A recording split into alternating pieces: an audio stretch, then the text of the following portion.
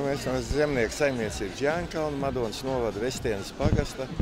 Var teikt, mūsu saimniecība jau 3. paudzē strādā ar lauksaimniecības produktiem. Mans tēvs sāka, piemēram, rabarbarus audzēt.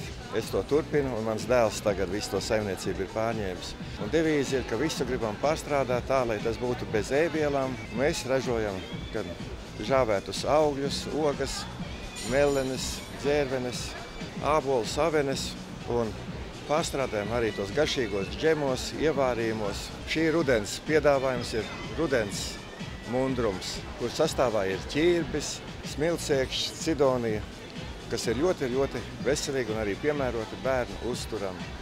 Tāpat mēs ražojam arī melliņu ievārījumu, melliņu biezsulu, melliņu sulu, ābolu bumbieru, cidonijas sulu. Tāpēc novēlu arī visiem pircējiem un patērētājiem esiet veseli ar mūsu produktu.